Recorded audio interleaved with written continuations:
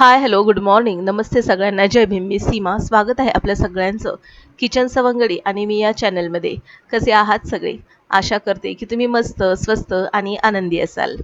तर इथे वाजत आलेले आहे सकाळचे 8:10 झालेली आहेत आणि आत्ता मी झाडू मारते कारण की कसं आहे आता पाऊस वगैरे पडायला लागलेला आहे. वातावरण असं खूप छान असं झालेलं आहे. त्याच्यामुळे ना सकाळी असं म्हणजे आता सध्या तरी मुलांचं काय म्हणजे मुलाची शाळा दुपारची असते आणि मुलाचं कॉलेज आणखीनही सुरू झालेलं नाहीये त्याच्यामुळे थोडीशी मी निवांत आहे.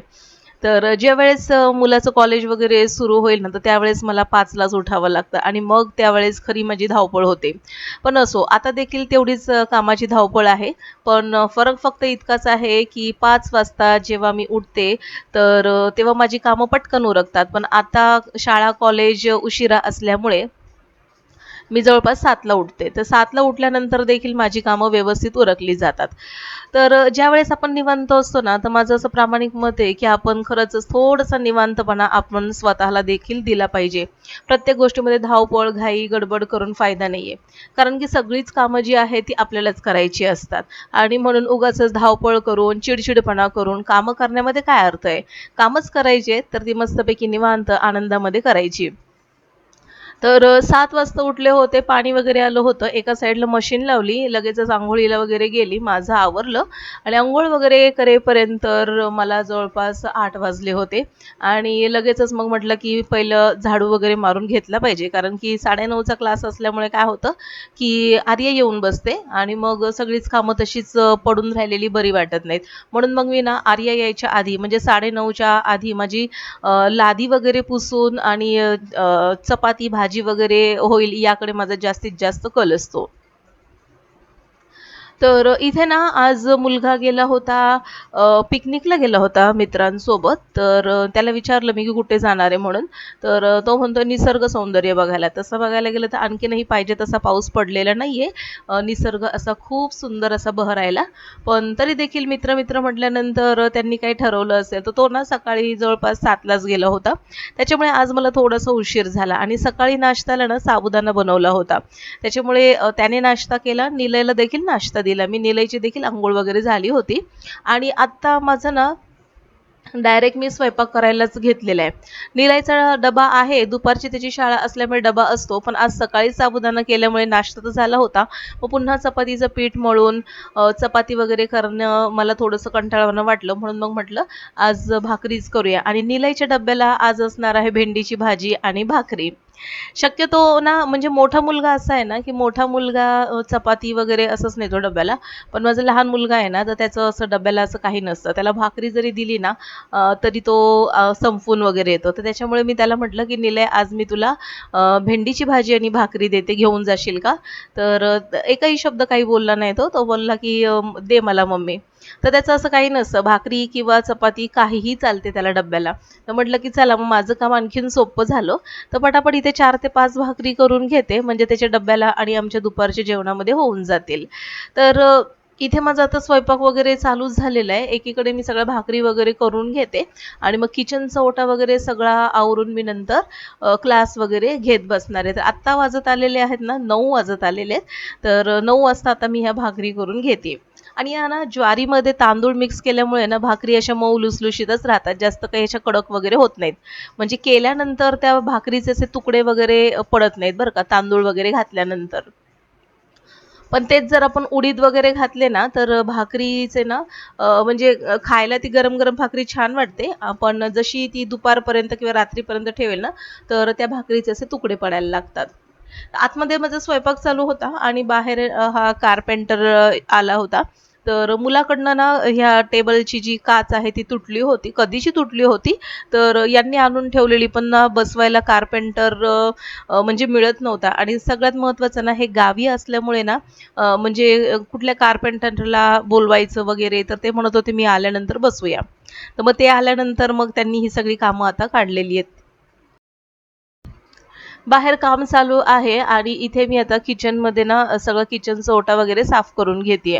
तर आज जास्त काहीच मला करायचं नव्हतं. साबुदाणा तयार होता दोघांपुरताच मी आज साबुदाणा केला होता, जास्त काही केला नव्हता. आणि दुसरी महत्त्वाची गोष्ट भाकरी वगैरे झाल्या होत्या. फक्त भेंडीची भाजी बाकी होती. तर म्हटलं की ती थोडीशी निवांत करते. तर इथे ना आता किचनचा ओटा सगळा स्वच्छ क्लीन वगैरे करून घेतलाय. कार्पेंटर निघून गेला होता, पण त्यांची आता घाई चालली होती यांची की बाहेर जायचे ग्राउंडवर वगैरे म्हणून त्यांचं ना जे काही सकाळी ते जे काही खातात तर ते सगळं ते घेत होते काढून. मला विचारत होते पण मला ना माहिती नाही डब्बा मी विसरले सांगायला त्यांना कोणता ते. शेवटी त्यांनी शोधून घेतला. तर सकाळच्या त्यांच्या डाएटमध्ये म्हणजे राजगिरा लाडू असतो, मग काजू, बदाम आणि खजूर वगैरे. तर असा त्यांचा रेग्युलर डाएट असतो. सकाळचं ते असं डायरेक्ट नाश्ता कधीच करत नाहीत. चहा वगैरे घेतील ब्लॅक टी, पण त्याच्यासोबत हा त्यांचा डाएट असतो. आणि मला देखील ते म्हणत असतात की घे. माझा देखील असतो, पण माझा इतका त्यांच्या इतका असा एकदम पंक्च्युअल आणि इतका परफेक्ट वगैरे असा नसतो. खजूर, काजू, बदाम वगैरे हा असेल, पण लाडू किंवा चिक्की वगैरे असलं क्वचितच असतं. खरं तर ना ज्यावेळेस आपण सकाळी उठल्यानंतर नाश्ता वगैरे करतो ना, तर नाश्त्याच्या ऐवजी ना हा डाएट असावा. कारण की या डाएटमध्ये ना म्हणजे जसं की राजगिरा लाडू, तर राजगिरा लाडू म्हणा, काजू म्हणा, बदाम म्हणा, खजूर म्हणा, मनुके, तर हे सगळे ना आपल्या शरीरासाठी खूप उपयुक्त असे घटक आहेत, की याच्यामधून आपल्या शरीराचं भरपूर असं पोषण मिळतं. रोजचे रोज सकाळी खजूर खाल्ल्यामुळे हिमोग्लोबिन वाढतं, रक्त वाढतं आपलं. शिवाय वेगवेगळ्या ज्या बिया असतात म्हणजे भोपळ्याच्या बिया किंवा मग सूर्यफुलाच्या, काजू, बदाम, तर ह्याच्यामध्ये मिनरल्स भरपूर असतात, विटामिन्स असतात, तर ते आपण घेतले पाहिजेत, खाल्ले पाहिजेत. म्हणून ना आपण जेव्हा जेव्हा असं ब्लड टेस्ट करतो ना, तर आपल्या ब्लड टेस्टमध्ये दिसून येतं की म्हणजे बऱ्याचशा घटकांची कमतरता झाल्यामुळे थकवा येतो किंवा मग अशक्तपणा, केस गळणं, थायरॉइड यासारखे आजार आपल्याला हळूहळू लागायला लागतात. तर म्हणून ना सुरुवातीपासूनच आपण आपला डाएट हा असा ठेवला पाहिजे. तर यांनी गावावरून येताना ना चिक्की आणलेली आणि हे राजगिरा लाडू तर कालच ते घेऊन आलेले इथे दुकानातून. तर मग म्हटलं की ते तसेच बाहेर सगळं पडलं होतं. तर म्हटलं ते पहिलं आधी बरणीमध्ये भरून ठेवते. आणि मुलांना पण अधेमध्ये काही खावंसं वगैरे वाटलं ना, तर स्नॅक्समध्ये ना हेच द्यायचं अधेमध्ये. तर हे सगळ्यात महत्त्वाचं आहे. तसं बघायला गेलं तर मुलांच्या पोटामध्ये ना वेगवेगळ्या प्रकारच्या सीड्स म्हणा किंवा मग चिक्की, तिळाची, शेंगदाण्याची हे असं शक्यतो जास्त जात नाही. तर सकाळी-सकाळी आपण जर हा डाएट ठेवला मुलांसाठी, तर तो देखील तितकाच फायदेशीर त्यांना होऊन जाईल. तर गावावरून येताना त्यांनी 1 किलो कोल्हापुरी चटणी देखील त्यांनी आणली होती. पण ही चटणी काही माझी स्वतःची नाहीये. तर ही ऑर्डरची चटणी आहे आणि त्यांच्या मित्राला हवी होती. तर त्यांनी 1 किलो कोल्हापुरी चटणी मागवली, ज्याला घाटी मसाला म्हणतो. तर म्हटलं की टेस्ट करून बघूया. कारण की माझा मसाला आणखीनही गेल्याच महिन्यामध्ये म्हणजे 2 महिन्यापूर्वी यांनी भरपूर असा 8 ते 9 किलो मसाला आणून ठेवलेला. त्याच्यामुळे माझा मसाला तर तसाच आहे. तर म्हटलं की ही जी चटणी आहे त्याची टेस्ट बघते. तर टेस्ट त्याची इतकी अप्रतिम होती ना आणि त्याचा रंग तर मस्त लाल भडक असा होता. म्हणजे याच्यामध्ये कोणतीही भाजी जर केली ना, तर खूप चवदार आणि अशा कलर असा येईल त्या भाजीला लाल भडक असा. तर 9:30चा क्लास सुरू झाला होता. आर्याचा क्लास वगैरे घेतला मी आणि आर्याचा क्लास घेऊन झाल्यानंतर इथे किचनमध्ये आले. तर इथे ना आता भेंडीची भाजी बनवायची बाकी होती निलाईच्या डब्याला. तर म्हटलं की आता भेंडीची भाजी पटकन होईल म्हणून मग मी ना भेंडी आता इथे धुवून घेतेय. चाळणीमध्ये निथळत ठेवली आहे आणि ही भेंडी देखील यांनी ना येतेवेळी गावावरून खूप साऱ्या भाज्या आणलेल्या. तर त्यातलीच मी थोडीशी भेंडी काढली आणि धुवून आता व्यवस्थित चिरून घेते. भाज्या आपल्या इकडे देखील भरपूर मिळतात, पण तितक्याच महाग देखील आहे आणि गावी देखील जास्त काही स्वस्त नाहीत, महागच आहेत. आता पावसाळा सुरू झाला म्हटल्यानंतर भाज्यांचे दर थोडेसे वाढतातच वाढतात. पण ज्या वेळेस हे गावावरून येतात किंवा आमच्या आई गावावरून येतात ना, तर त्यावेळेस यांच्या बॅगेमध्ये भाज्या, त्याच्यानंतर पीठ म्हणा किंवा मग मसाला म्हणा, लोणची, पापड, तर हे सगळं आपण म्हणतो ना घरचं जे असतं, तर ते सगळं हे घेऊन येत असतात. तर आता ह्यांनी भरपूर साऱ्या भाज्या आणल्या होत्या, तर त्या तशाच मी फ्रीजमध्ये ठेवून दिल्या आणि त्यातली फक्त आता भेंडी काढली बनवायला. तर आता भेंडी चिरताना ना सगळ्यांची देठं काढली आणि एक साथ मी ना 7 ते 8 भेंड्या एकत्र अशा चिरते आणि ह्या भेंड्या चिरत असताना ना बऱ्याचदा असं किडक्या भेंड्या देखील निघतात.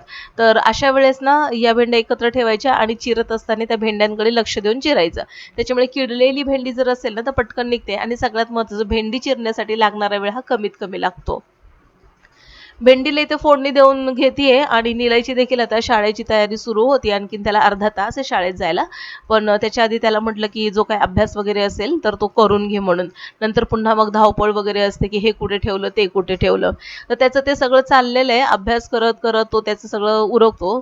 निलयचं मी काहीच उरकत नाही. त्याचं त्याचं तोच उरकतो कारण की आता बऱ्यापैकी निलय मोठा झालेला आहे. तर आजचं वातावरण खूप शांत आणि मनमोहक आहे. बाहेर पाऊस पडतोय आणि या वातावरणामध्ये खिडकीत बसण्याचा मोह काही मला आवरला नाही. म्हणून मी 10 ते 15 मिनिटं मस्तपैकी खिडकीमध्ये बसले.